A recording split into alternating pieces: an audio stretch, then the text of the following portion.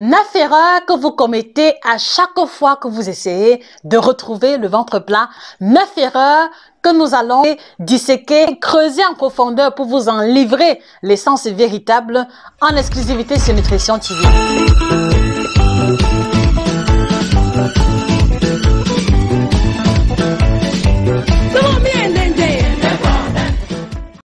Bonjour à vous, chers téléspectateurs. Heureuse de vous retrouver encore une fois de plus et je suis encore doublement heureuse parce que le confinement a été levé. On peut déjà visiter les centres commerciaux, on peut sortir, on peut faire plein d'activités qui relevaient de la vie normale dont nous avons été privés il y a plusieurs semaines. Comment est-ce que vous allez? Dites-moi comment est-ce que vous allez. Moi, je vais très bien par la grâce de Dieu. Alors aujourd'hui, c'est une thématique assez atypique parce qu'elle ne fait pas allusion directement à l'alimentation, mais elle relève de l'hygiène de vie et surtout, les erreurs que nous allons vous présenter sont le résumé de mes 9 années de service en tant que chirurgien en nutrition, en tant que coach en nutrition. Pour ceux qui ne comprennent pas toujours ce que signifie chirurgien en nutrition, c'est un synonyme. Mais en fait, si je choisis de me définir comme étant chirurgienne, c'est parce que j'aime bien aller au cœur des choses. J'aime bien parler avec précision, avec une grande spécialité au niveau de l'alimentation tropicale, au niveau des pratiques alimentaires en Afrique ou alors des Africains en général, qu'ils soient dans leur continent ou alors ailleurs. Voilà pourquoi est-ce que je suis Josica, votre chirurgienne en nutrition. Comme je vous l'ai dit plus haut, les 9 erreurs que nous allons vous présenter sont les erreurs qui sont le résumé de l'année de service. Et en 9 ans, je pense avoir suffisamment vu et entendu. Et surtout, lorsque vient la thématique du ventre plat, j'ai encore plein de choses à ce sujet à partager avec vous. Alors, en quoi consistent les erreurs en question? Alors, il s'agit des gestes ou alors des non-gestes que vous aurez commis ou alors que vous n'aurez pas commis qui, d'une manière ou d'une autre, va influencer négativement votre ventre, votre périmètre abdominal. Là, il y a beaucoup d'outils ou alors beaucoup d'adjuvants que beaucoup de personnes vont utiliser parce qu'ils ont entendu dire que cela va les aider à retrouver le ventre plat ou alors beaucoup de gestes ou de réflexes que vous évitez ou alors que vous oubliez de pratiquer au quotidien qui va malheureusement avoir une incidence catastrophique sur votre tour de taille. Donc, c'est la thématique que nous abordons ici aujourd'hui. Mais avant d'y arriver, vous connaissez le code de conduite. S'il vous plaît, n'oubliez pas de vous abonner sur la page en cliquant sur le bouton s'abonner et en activant la clochette de notification.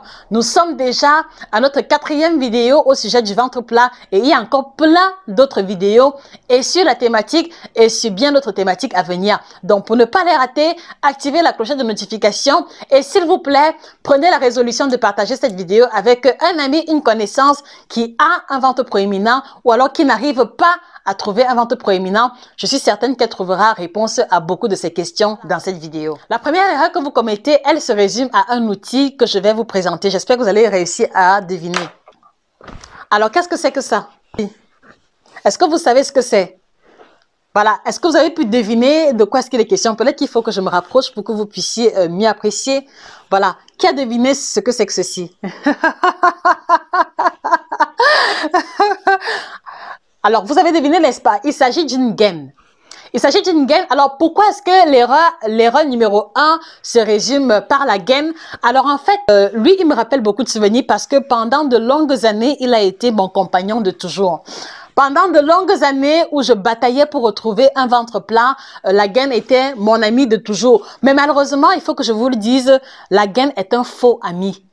La gaine est un faux ami et je pèse correctement mes mots avant de faire une telle déclaration. Alors, je le disais, la gaine est un faux ami du ventre plat pour la simple raison que le fait de la porter régulièrement ou alors le fait de l'avoir dans nos placards nous encourage à continuer avec les erreurs alimentaires, nous encourage à faire les débordements alimentaires de tout genre. En tout cas, le fait de savoir que l'on a dans sa penderie une gaine que l'on peut porter en cas d'événement ou alors pour pouvoir paraître belle ou alors slim dans cette tenue va en fait nous endormir ou alors nous laisser dans une forme de léthargie qui va nous empêcher à prendre les résolutions, à poser les gestes clés qui vont nous aider à retrouver le ventre plat. Voilà pourquoi est-ce que nous le considérons comme étant un faux ami. Dans tous les cas, toutes les femmes qui m'écoutent n'en disconviendront pas. Si on sait qu'on a dans son armoire, dans sa penderie, une gaine qui va nous aider à avoir un ventre plat, quelle que soit la tenue que nous portons, alors dites-moi, comment est-ce qu'on va être motivé à faire le sport? Comment est-ce qu'on va être motivé à manger sainement? Parce que dans tous les cas, quel que soit lambda, ventre gros ou pas, je peux enfiler n'importe laquelle de mes tenues et paraître magnifique à l'intérieur. Donc voilà pourquoi est-ce que c'est un faux ami et il a fallu que je le porte pendant plusieurs années, voilà, sans jamais avoir de résultats pour me rendre compte qu'en fait que je refusais de regarder la réalité en face. Et aujourd'hui, vous, toutes les femmes qui m'écoutez, je voudrais vous inviter à regarder la réalité en face. Je voudrais vous inviter à envisager votre vie à partir d'aujourd'hui sans gain quelconque. Oui, vous allez me dire que ça aide, ça peut aider à dépanner. C'est bien que je l'aie dans mon placard le temps que mon ventre redevienne plat. Mais en fait, vous savez que vous vous mentez d'une manière ou d'une autre. Parce que tant que la gaine est dans le placard, jamais vous n'allez vous décider définitivement à vous libérer du gros ventre en question. Tant que vous savez qu'il y a la gaine dans le placard, vous allez vous retrouver en train de remettre à demain les résolutions que vous pouvez prendre aujourd'hui et les mettre définitivement en pratique. C'est la raison pour laquelle je veux vous encourager, vous toutes les femmes qui voulez avoir un ventre plat naturel, vous toutes les femmes qui ne voulez plus disséminer les couches de peau, les couches de gras sous la gaine, je voudrais vous encourager à mettre la gaine au placard, à vous en libérer définitivement et à apprécier votre ventre tel qu'il est aujourd'hui et maintenant. Donc, si en mettant la gaine de côté, vous vous rendez compte que ce ventre est catastrophique, je ne peux pas me permettre d'aller à une cérémonie ou de porter tel ou tel vêtement avec, alors cela veut dire que c'est aujourd'hui le moment adéquat pour commencer à faire ce qu'il faut pour retrouver le ventre plat en question. Si la première erreur que beaucoup de femmes commettent, c'est de garder toujours dans le placard une gaine que l'on peut enfiler à tout moment, mais qui en fait va retarder le processus, qui en fait va retarder le moment à partir duquel on est censé avoir les résultats, parce que d'une manière ou d'une autre, on n'est pas assez discipliné sur l'alimentation, on n'est pas assez motivé pour faire ce qu'il faut pour retrouver son ventre plat définitivement. Donc voici en image pour vous l'erreur numéro 1. Alors ceci est également valable pour les gaines qui sont soi-disant à brûler la graisse. Sachez qu'il n'y a pas de gaine qui aide à brûler la graisse. Il s'agit essentiellement de stratégies marketing pour vous encourager à acheter. Parce que croyez-le, si les gaines minceurs aidaient vraiment à mincir sans aucun effort, je pense que dans tous les pays où ces gaines-là sont fabriquées, il n'y aurait plus de femmes avec le gros ventre. Donc voilà, poursuivez la réflexion et suivez mon regard. Alors, il ne faut pas également perdre de vue que le port excessif de la gaine va malheureusement compresser l'estomac et les intestins qui auront tendance à remonter pour commencer à étouffer le foie et la rage. Et en fait, lorsque ces organes-là vont remonter, ils vont comprimer le diaphragme. Ils vont comprimer le diaphragme qui, lui aussi, en retour, va gêner les poumons et le cœur. La respiration va commencer à devenir difficile et c'est comme ça que l'on peut se retrouver avec des accidents vasculaires cérébraux à cause du poids excessif de la gaine. Donc, ne perdez pas également cet incident majeur de vue chaque fois que vous allez être tenté de vouloir la reporter à nouveau. Voilà. Et puis aussi, ne perdez pas de vue que la gaine n'a aucun effet miraculeux. Si l'on vous présente des avant-après le port de la gaine, vous devez comprendre que il n'y a pas de gaine au monde qui va aspirer la graisse. Donc, si vous portez une gaine et que 3, 4, 5 semaines plus tard, vous avez moins 2, moins 3, moins 4 cm, voilà. Ce n'est pas que vous avez perdu cela, mais c'est juste que le port de la gaine a comprimé votre cage thoracique. Le port de la gaine a comprimé vos organes. Et vous êtes d'accord avec moi que le fait d'avoir les organes comprimés ne veut pas dire qu'on a éliminé la graisse abdominale. Et rappelez-vous la toute première vidéo au sujet du ventre plat, on a été en mesure de distinguer que lorsque vient le moment de parler de la graisse abdominale, on a deux types de graisse. On a la graisse sous-cutanée qui se retrouve en dessous de la peau et on a la graisse viscérale qui est celle qui va couvrir les organes majeurs. Alors, expliquez-moi un peu scientifiquement parlant, comment est-ce que le simple fait de porter une gaine qui va comprimer les organes va aspirer ou la graine abdominale ou alors aspirer la graine viscérale. Donc, gardez bien à l'esprit que quand vous allez porter la gaine, peu importe la différence en termes de centimètres, le pourcentage de graisse viscérale sera toujours la même. Le pourcentage de la graisse sous-cutanée sera toujours la même. Juste que vous allez comprimer la cage thoracique, vous allez comprimer les organes majeurs et voilà des gestes qui ne vont pas aller sans conséquence au niveau de votre santé de façon générale. Donc, s'il vous plaît, ne vous laissez plus abuser par les moins 5 cm, les moins 10 cm de tour de taille à l'issue du port de la gaine. C'est simplement une réduction de centimètres qui provient de la compression des organes. Voilà. Et comme je l'ai dit plus haut, voilà, au-delà de tout, la gaine va nous encourager à manger tout et n'importe quoi parce qu'on sait forcément que si on a un événement, si on a une soirée ou une sortie, on peut toujours rattraper, on peut toujours donner l'illusion à l'entourage que l'on est slim alors qu'en réalité ce n'est pas le cas.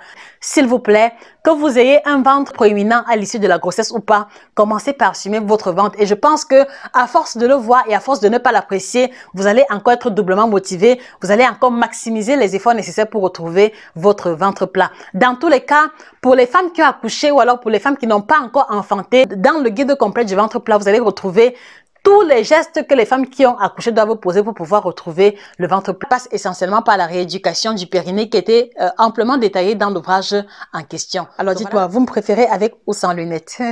J'ai fait exprès d'emporter un peu, je sais pas ce que vous en pensez, mais voilà, j'ai la routine et je me suis dit peut-être qu'en portant les lunettes, j'aurais les plus intéressants. Dites-moi, vous me préférez avec les lunettes ou alors sans lunettes? Dites-moi. Alors, deuxième erreur. Alors, la deuxième erreur que vous commettez, c'est que vous mangez trop vite. Vous mangez trop vite. Et en fait, vous devez comprendre que chaque fois que vous mangez trop vite, vous ne mastiquez pas correctement les aliments en question. Et quand vous ne mastiquez pas correctement, cela va rendre la digestion difficile. Et une digestion difficile va conduire au ballonnement, va conduire au gaz et va également conduire à la constipation. Donc, si vous faites partie des personnes qui vous plaignez très souvent de ces malaises, interrogez-vous. Vous mangez pendant combien de minutes? Vous mangez pendant combien de minutes en moyenne? Moi, je vous invite à mettre la réponse en commentaire. Je suis honnête, moi également, il m'arrive quelquefois de manger très rapidement parce que entre deux rendez-vous, je n'ai pas assez de temps. Je vous l'avoue tout de suite. Mais en fait, une fois que cela me vient à l'esprit que, mais pourquoi est-ce que je me presse comme ça? Voilà, je prends le temps de décaler encore l'heure du prochain rendez-vous pour pouvoir prendre le temps de manger. Vous prenez votre déjeuner et votre dîner pendant combien de minutes? S'il vous plaît, mettez la réponse en commentaire parce que je crois que le fait de se poser la question, le fait de pouvoir mettre la réponse en commentaire va finir par vous aider à vous rendre compte si oui ou non vous mangez rapidement ou pas. Donc, il faut apprendre à manger lentement et le temps minimum pour un repas, c'est minimum 15 minutes. Minimum 15 minutes, mais dans l'idéal 20 minutes. Et cela va jouer un double rôle. Le fait que la salive s'imbibe correctement de ce que vous mangez va entamer le processus de digestion de la bouche. Donc, vous devez le savoir que quand vous mangez par exemple l'amidon ou alors tout ce qui est féculent, la digestion commence déjà à la bouche parce que une fois que l'amylase salivaire va se mélanger à un bout de pain ou alors à un morceau de manioc, le fait de mastiquer longuement va faire que on va avoir un début de digestion du manioc au niveau de la bouche. Par digestion, il faut voir ici que les molécules d'amidon du pain ou du manioc vont commencer à se rompre et on aura déjà des disaccharides et on va quitter de la molécule empirique d'amidon pour avoir plusieurs sous-molécules qui vont se définir déjà au niveau de la mastication. Donc, il est important de mastiquer pour que la digestion commence par la bouche, que nous mangeons va être imbibé de la salive et cela va donc faciliter le rôle de l'estomac. Cela va encore rendre plus facile le rôle des intestins et vous allez être en mesure de digérer plus facilement, de ne plus avoir des gaz, de ne plus avoir des ballonnements. Donc, prenez le temps de mastiquer correctement. Alors, le second avantage que nous allons avoir à mastiquer correctement nos aliments, c'est que pendant que nous mangeons, il faut environ 20 minutes à l'estomac pour signaler à travers l'influx nerveux au cerveau que nous sommes rassasiés. Donc, qu'est-ce que cela veut dire? Cela veut dire que quelquefois, vous pouvez vous retrouver en train de manger des portions petites, mais parce que vous prenez le temps de mâcher et de remâcher, voilà, au bout de 20 minutes, vous avez le sentiment de satiété qui va s'installer, alors qu'en fait, la quantité que vous avez mangée n'était même pas si élevée que ça. Également, vous allez aussi vous rendre compte que si vous mangez trop rapidement, même si vous avez mangé des portions élevées, à un moment donné, vous allez vous sentir lourd au niveau de l'estomac, mais en fait, quelque part dans votre cerveau, il y a un goût d'inachevé, il y a une envie supplémentaire de manger parce que l'estomac n'a pas encore eu le temps d'envoyer l'influx nerveux au niveau du cerveau pour signaler qu'il est rassasié et qu'il n'a plus besoin de nourriture. Donc, cela fait donc que quand vous allez mastiquer plus lentement, vous allez vous rassasier plus rapidement avec des petites quantités, ce qui va avoir un impact intéressant au niveau du poids, au niveau de la ligne, mais aussi, cela va comme ça vous aider à digérer plus facilement. Donc, s'il vous plaît, ne commettez plus l'erreur fatale de manger trop rapidement, soit à cause du travail, soit à cause des impératifs. Et l'une des astuces que moi je vais vous donner pour vous aider à manger plus lentement, c'est que vous devez comprendre que votre santé est au cœur de tout. Il n'y a rien qui doit passer en priorité par rapport à votre santé. Si vous intégrez le fait de manger lentement comme étant un geste qui va aider à implémenter votre santé, alors vous allez trouver le moyen de le faire, quelles que soient les circonstances. Le travail ne finira jamais. Les rendez-vous ne finiront jamais. Les consultations, les pointages ne finiront jamais. Mais ce qui peut un jour, c'est votre capacité à profiter de la vie, c'est votre santé. Donc, mettez votre santé au cœur de tout et voilà, partez sur la base d'une meilleure organisation en définissant quelle est l'heure de votre pause déjeuner et en vous arrangeant à vous focaliser uniquement sur cette pause déjeuner quand vous la prenez. Donc, ne prenez plus votre pause déjeuner entre deux messages sur le téléphone. Ne prenez plus le déjeuner sur la table de travail avec en travaillant sur l'ordinateur. Non. À partir d'aujourd'hui, mettez un réveil sur votre téléphone. Si vous prenez votre pause à 13 h, mettez le réveil sur le téléphone à 13 h et vous calibrez jusqu'à 13 h 20. Pendant les 20 minutes, vous allez faire l'effort de consacrer les 20 minutes essentiellement à ce que vous mangez, en regardant ce que vous mangez, en savourant ce que vous mangez, sans plus accorder votre attention à quelque chose d'autre, aux autres sources de distraction. Et vous allez vous rendre compte de la différence. Dans tous les cas, je vous mets à défi de mettre en pratique cette astuce pendant une semaine et revenez me donner les résultats. Moi, j'ai fait l'expérience de cela parce que, voilà, étant tout le temps en train de travailler, il a fallu que je me fasse violence à plusieurs reprises pour pouvoir mettre cela en pratique et me rendre compte de la différence en définitive. Et vous allez vous rendre compte que prenez votre déjeuner en mastiquant correctement, l'envie de grignoter de 16 h ne va plus survenir. Vous n'aurez plus envie de grignoter à 16 h. Faites l'expérience, vous me direz. Voilà, donc, apprenez à manger lentement. Voilà la seconde erreur, voilà le second non-geste que beaucoup de personnes commettent qui va avoir une incidence au niveau de votre tour de taille. Alors, troisième erreur, j'ai cité ici les ceintures abdominales, les ceintures de sudation. Ce n'est pas très différent de la gaine. Alors, par ceinture de sudation, il faut comprendre ici cette espèce de ceinture que l'on va enfiler, voilà, et qui, sous un mécanisme de thermogénèse, va vous faire transpirer énormément du ventre. Ici également, il faut comprendre qu'il s'agit d'une vaste supercherie parce qu'en fait, la ceinture de sudation a uniquement pour rôle de vous faire perdre de l'eau au niveau de la ceinture abdominale. Donc, cela vous aide simplement à perdre de l'eau au niveau de la ceinture abdominale. Mais en fait, quand vous perdez de l'eau, est-ce que perdre de l'eau veut dire que l'on perd la graisse? Non. L'eau que vous perdez, même si vous avez le sentiment que le ventre a légèrement diminué, dites-vous bien que quand vous allez recommencer à boire la même eau normalement, votre tour de taille va retrouver sa forme initiale. Donc là aussi, ne vous laissez plus berner par les ceintures de sudation, par les ceintures sauna et toutes les autres formes de gadgets qui vous sont proposées en général dans l'optique de vous aider à retrouver le ventre plat sans vous attaquer à l'essentiel qui est l'alimentation. Parce que rappelez-vous, une fois de plus, l'équation mathématique du ventre plat, c'est 80% d'efforts au niveau de l'alimentation et 20% au niveau des adjuvants. Et dans les adjuvants, on va avoir les tisanes telles que la dernière fois, on va avoir les crèmes amincissantes, on va avoir les ceintures de sudation. Donc, n'utilisez les ceintures de sudation que si vous êtes certain déjà de fournir les efforts au niveau de l'alimentation. Et cela veut aussi dire que si vous focalisez votre attention sur l'alimentation, vous n'aurez même pas besoin d'adjuvants pour pouvoir percevoir une différence en définitive. Donc, ceinture de sudation, voilà, c'est une grosse erreur que vous commettez lorsque vient le moment de retrouver le ventre plat. Donc, n'investissez plus sur les gaines extraordinaires, n'investissez plus sur les ceintures de sudation, n'investissez plus sur les ceintures vibromassantes. Focalisez votre budget sur ce que vous mangez, sur ce que vous buvez, parce que c'est là même que se trouve la clé ou alors le cœur de la solution pour retrouver le ventre plat. Petite pause et ce sera le moment pour moi de boire thé Alvéus de chez Elements avec notre super thermos. Le thé est presque fini, j'ai tellement bavardé, j'ai tellement bu. Voilà. Combinaison de 30 plantes biocertifiées, détoxinante, ventre plat et minceur. À votre santé. Quatrième erreur que nous commettons ou alors que beaucoup de personnes commettent, c'est le fait de continuer à mâcher le chewing-gum. Je pense que beaucoup de personnes ne réalisent toujours pas que le fait de mâcher le chewing-gum de façon vraiment régulière, le chewing-gum fait gonfler le ventre parce que quand vous mastiquez, non seulement vous avalez beaucoup de salive qui va creuser ou vous donner faim par la suite, mais également vous avalez beaucoup d'air qui va finir par gonfler le ventre. Lorsque vous avalez beaucoup d'air, c'est ça qui va vous donner les ballonnements, c'est ça qui va aussi vous donner la sensation du ventre qui gargouille et de bout en bout, c'est des malaises qui vont s'installer. Et puis, si on ajoute à ça une mauvaise alimentation, si on ajoute à ça une mauvaise hygiène de vie en général, vous êtes d'accord avec moi que vous devez vous allez vous retrouver très rapidement avec un ventre proéminent. Donc, s'il vous plaît, je comprends très bien que vous avez l'impératif d'avoir une haleine toujours fraîche, mais dites-vous bien que à la place du chewing-gum, vous pouvez utiliser des sprays mentholés pour la bouche ou alors des pastilles sans sucre qui vont vous apporter le goût mentholé sans que vous n'ayez besoin de mâcher le chewing-gum et d'avaler l'air par la même occasion. Donc, alors, cinquième erreur que beaucoup de personnes commettent, que vous buvez de l'eau uniquement lorsque vous avez soif. J'ai plein de personnes qui me disent, Josie, moi je prends un verre d'eau le matin et puis maintenant je vais encore boire peut-être un verre d'eau en journée s'il fait soif ou alors s'il fait chaud.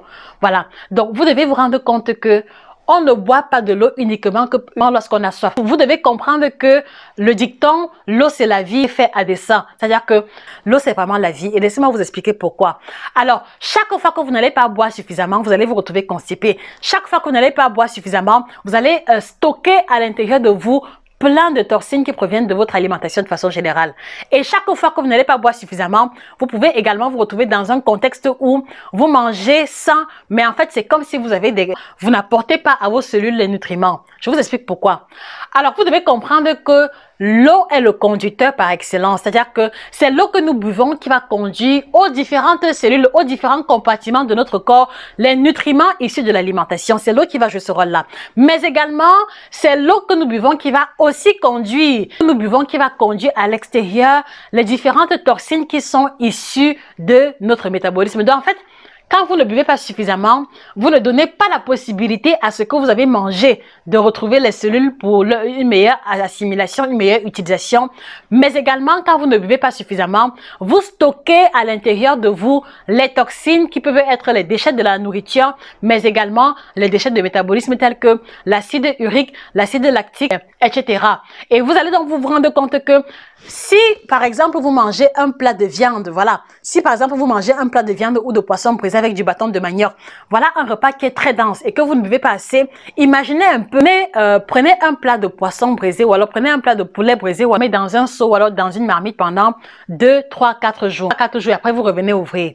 Qu'est-ce qui va se passer? Quand vous allez revenir ouvrir le seau ou alors la marmite où vous avez laissé la nourriture pendant 3, 4 jours, non seulement il va y avoir une odeur nauséabonde, mais également il y aura des levures ou des champignons qui sont en train de se développer et même quelquefois des asticots que l'on va retrouver à l'intérieur. Je voudrais vous inviter à comprendre que chaque fois que vous faites 1, 2, 3, 4 jours sans aller au petit coin, c'est pratiquement le même phénomène qui va se produire au niveau de vos intestins. Est-ce que vous vous rendez compte? Essayez un peu de visualiser le contenu d'une marmite de nourriture qui a fait 3-4 jours en fermentation. Voilà. Essayez un peu d'imaginer à quoi est-ce que cela ressemble au niveau de vos intestins. C'est la catastrophe, n'est-ce pas? Parce que non seulement la putréfaction du bol alimentaire qui va se produire au niveau de vos intestins va stimuler la multiplication des mauvaises bactéries et c'est comme ça que les mauvaises bactéries vont commencer à ronger les parois de vos intestins à tel point que vous vous retrouvez avec une ouverture au niveau de vos intestins qui fait que les déchets que l'organisme produit se retrouvent dans la circulation sanguine. Voilà un cas de figure. Et ça, c'est parce que vous ne buvez pas assez. Ça, c'est parce que vous vous retrouvez terriblement constipé. D'accord? Donc, du coup, je voudrais vraiment que cette image-là vous matérialise combien est-ce que le fait de boire de l'eau doit être une obligation quotidienne pour vous et non pas le fruit de votre bon vouloir ou alors de la sensation de soif. Non.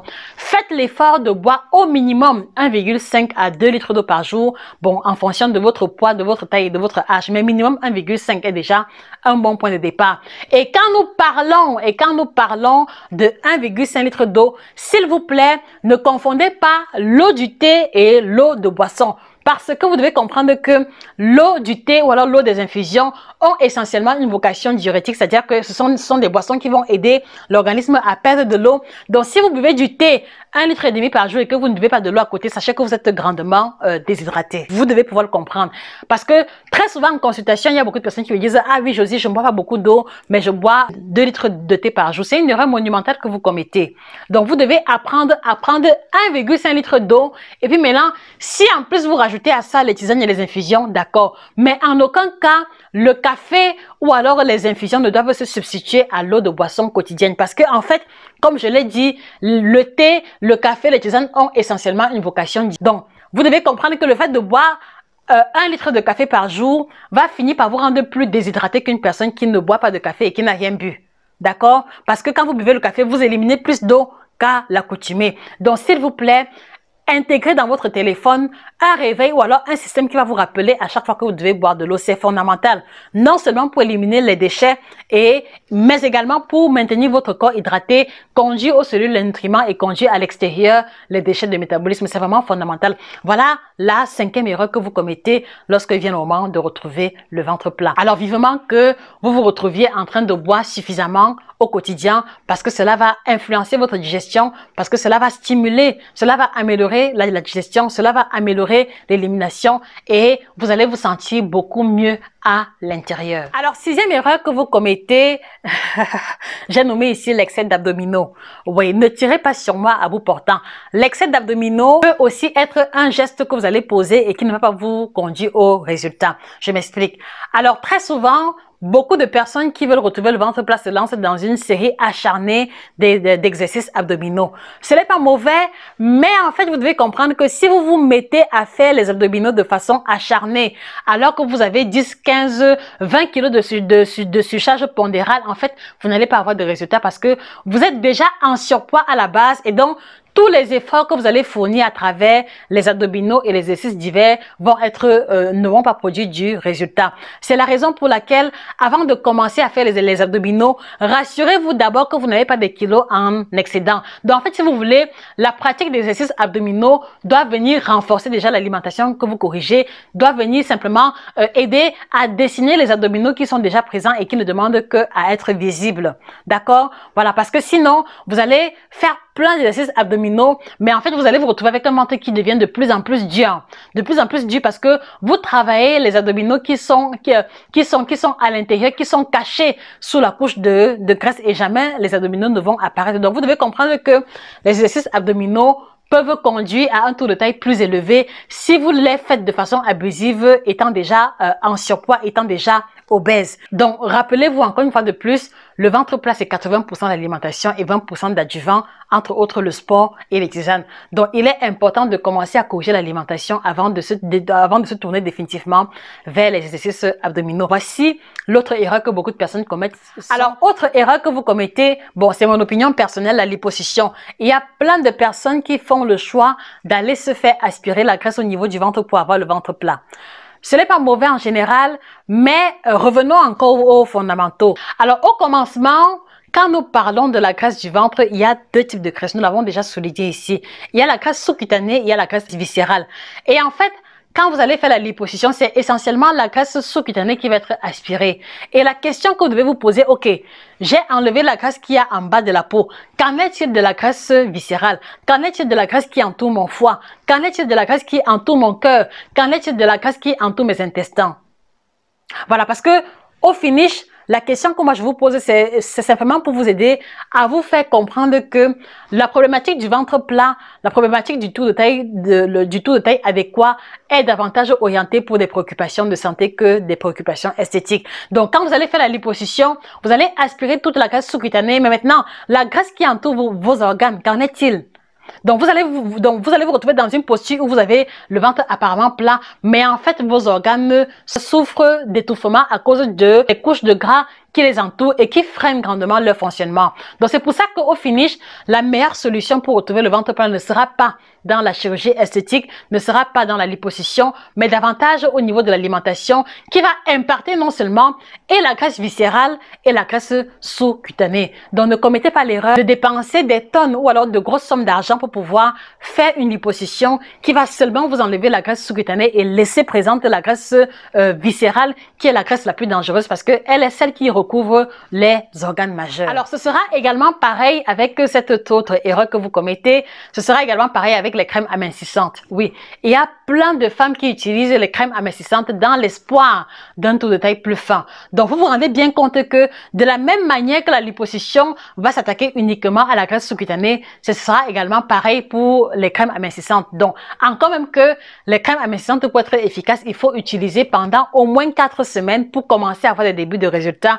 Et et se rassurer qu'à côté, on a une hygiène alimentaire adéquate. Parce que si vous mangez en désordre ou alors si vous continuez de manger tout et n'importe quoi en utilisant la crème amincissante pourra faire son travail. Mais les résultats de la crème amincissante vont se retrouver annulés par le fait que vous continuez de manger tout et n'importe quoi et par le fait que le taux de taille va continuer à grandir. Donc, une fois de plus, la solution ventre plat, ce n'est pas les crèmes amincissantes, encore même que les bonnes crèmes amincissantes coûtent excessivement cher. Et vous allez vous rendre compte que pour avoir 2-3 tubes de crème haut de gamme pour diminuer le ventre, vous allez dépenser beaucoup d'argent qui vous aurait aidé à perdre plus de centimètres en focalisant ça essentiellement sur l'alimentation ou alors sur la préparation des repas sains. Donc voilà aussi l'autre erreur que nous voulons vous éviter à commettre, celle d'investir beaucoup d'argent sur les crèmes amincissantes pour retrouver le ventre plat au lieu de focaliser cela sur l'alimentation et l'hygiène de vie adéquate qui compte pour 80% des résultats définitifs. Alors, la dernière erreur que beaucoup de personnes commettent et qui va avoir des incidences catastrophiques sur le ventre, c'est que beaucoup de personnes continuent encore de manger les fruits en fin de repas. Je m'explique. Vous devez comprendre que notre héritage culinaire africain a pour la grande majorité des plats trop denses qui n'autorisent pas la consommation des fruits en fin de repas. Alors, pourquoi est-ce que le fait de consommer les fruits en fin de repas est une erreur monumentale? C'est parce que, en fait, le temps de digestion du couscous, du plakali, du héro, du watafoufou est bien plus grand que celui des fruits. Les fruits ont besoin de maximum 1 heure de temps pour être digérés. Or, vous vous rendez bien compte que le poisson braisé, la loco, le taro jaune ne demande 3 voire 4 heures de temps pour pouvoir être digéré. Et quand vous allez prendre un bol de pastèque juste après un plat de topsi banana, vous allez obliger le pastèque à séjourner au niveau de l'estomac bien plus que prévu et résultat, on va avoir la fermentation, les gaz et c'est comme ça que vous allez commencer à vous sentir ballonné et c'est comme ça que les troubles intestinaux vont s'installer. Donc, s'il vous plaît, ne mangez plus les fruits en fin de repas, particulièrement les repas denses. Donc, si vous voulez manger les fruits en fin de repas, rassurez-vous que le repas que vous avez pris a le même temps de digestion que les fruits. Donc, par exemple, vous pouvez prendre les fruits en fin d'un plat de salade, en fin d'un plat de crudité qui ne contient pas de protéines à l'intérieur. Là, vous savez que les feuilles de salade et les différentes composantes ont pratiquement le même temps de digestion que les fruits. Mais surtout pas de bol d'ananas, surtout pas de bol de fruits juste après la sauce graine. Surtout pas de bol de papaye, surtout pas de salade de fruits juste après un plat de ndolé. C'est le meilleur moyen pour installer vous-même les ballonnements, les gaz et l'indigestion qui fait partie des désagréments qui finissent par conduire à un taux de taille trop élevé lorsque cela se produit de façon répétitive. Donc voilà la 9e erreur que beaucoup de personnes commettent, c'est de manger des fruits en fin de repas. Donc, dans l'idéal, mangez les fruits 1 à 2 heures avant votre repas ou alors mangez les fruits 3, 4 ou voire 5 après le repas et vous êtes certain que le fruit va digérer tranquillement sans avoir à se mélanger au bol alimentaire et sans que vous n'ayez des indigestions.